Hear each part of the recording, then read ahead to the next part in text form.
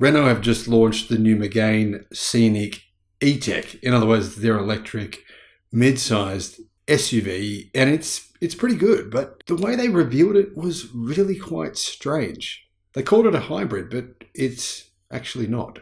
Anyway, hello my friends, welcome to the channel. Great to see you. Thank you for tuning in. I'm Sam Evans. You're watching the Electric Viking.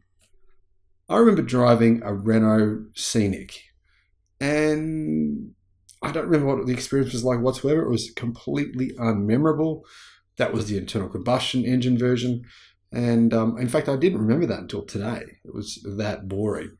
But I think this thing looks way better, and it's got a fully electric platform. In other words, it's a ground up EV. It's a proper electric car.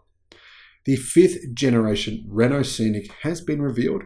It's a people mover, basically, bearing the E-Tech badge. It uses the CMF EV platform that the Megane E-Tech uses and the Nissan Ariya. Now, even though a lot of the media have called this a competitor for the Tesla Model Y, it's not. In fact, it's significantly, in fact, much smaller than a Tesla Model Y. It's really more of a competitor for cars like the Nissan Ariya or the BYD Atto 3 or the Kia Niro. Those are the size competitors that this thing will go head to head with. Now, this new electric car from Renault, it's going to be built at their electric factory. It's called Electric City Factory in France. And the all-new Scenic E-Tech will reach dealerships in Europe at the beginning of next year, so around the first quarter of next year. It's going to come with 2 different electric powertrains. Both of them use LG ternary batteries. So they use a nickel manganese cobalt battery, which is called an NMC battery, not a lithium iron phosphate battery. So I'm not really sure why they went this way, why they made this decision, but maybe it's due to the fact that there is slightly higher energy density in these battery packs. That said, the range from the base model is a little bit disappointing, but the more expensive model has much more range. The standard range version comes with a front-mounted electric motor that has 125 kilowatt, that's 170 horsepower, and 206 pound-feet of torque. That's 280 newton meters. So not really all that powerful. In fact, fairly well down on the BYD Atto 3. The Atto 3 has 150 kilowatt, so 25 kilowatt more, and it's also got more torque. However, it's got a 60 kilowatt hour battery pack that gives the car 260 miles of range, which is 420 kilometers.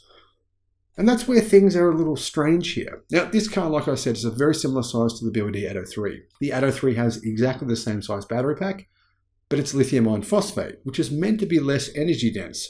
So why is it that Tesla gets more range than this using that same size battery pack in their much bigger Tesla Model Y? In fact, Tesla gets quite a bit more range than this, 30 kilometers more range in a significantly bigger car using LFP cells. Now, BYD also gets more range in the Atto 3. It's around 450, 460 kilometers of range, meaning 10% more range in the lithium iron phosphate battery of the same size. I thought LFP was meant to be a problem because energy density wasn't as good. Well, it seems as though that has changed. Either that or something is going on with the actual numbers that we're seeing here. Now, that's probably not the model that I would personally choose. If I was looking at this car, I'd be looking at the version above that, which we'll get to in a second. Fast charging, how fast does it charge? 130 kilowatt is its maximum fast charging speed. It'll do 0 to 62 miles an hour in around 9.3 seconds. Top speed is 93 miles an hour. That's 150 kilometers per hour for this model. A lot of people criticize the new Tesla Model 3. They're saying it can only do 202 kilometers an hour, so 52 kilometers an hour faster than this. So for those people, this is clearly not a car you would be interested in. But really, in my opinion, that's neither here nor there. I don't think too many people drive faster than 150 kilometers an hour. However, the charging speed leaves a little to be desired. 130 kilowatt charging speed, that could be better.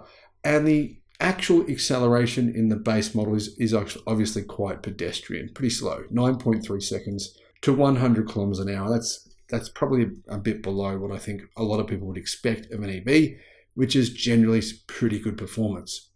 However, the more expensive Scenic E-Tech comes with a fair bit more power. It has 160 kilowatt, that's 220 horsepower, and it has 221 pound-feet of torque, that's 300 newton meters. Not hugely powerful, but certainly much better than the base model.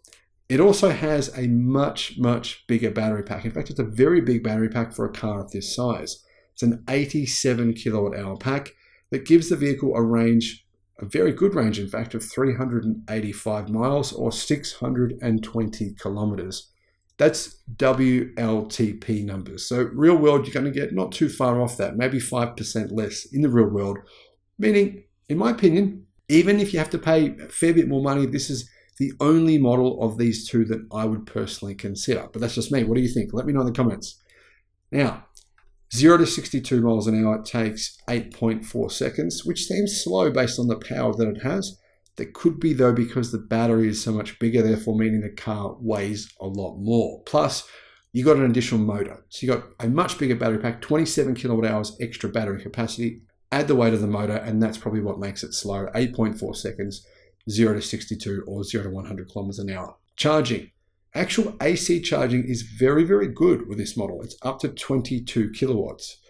However, both battery packs have individual modules that can be easily changed and repaired.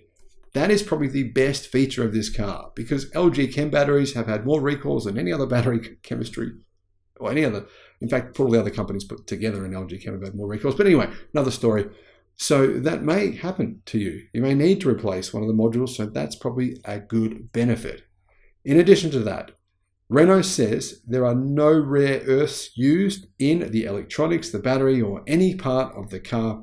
That's the same as the Renault Zoe and the Megane E-Tech as well. Now, as for the interior, I don't think it looks amazing, but it does look like you're getting a lot of screen real estate, which is quite nice. So you're getting a big screen for the driver, and there's also a big digital screen in the middle. That screen there looks a lot like the one in the Ford Ranger. The solar bay opacifying panoramic glass roof is made from 50% waste material, and 37% of the car's ferrous components are said to be made from recycled materials as well.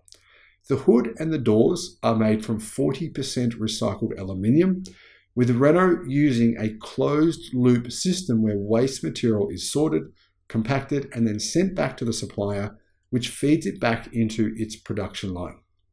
That's a good feature, I think. Inside, it gets up to 38.7 litres of little storage spaces.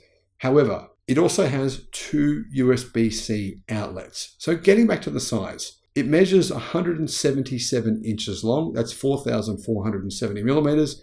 73.3 inches wide, that's 1,864 millimeters, and 61.8 inches tall, 1,571 millimeters. So like I said, very similar size to the BYD 803, which is technically considered a small crossover SUV.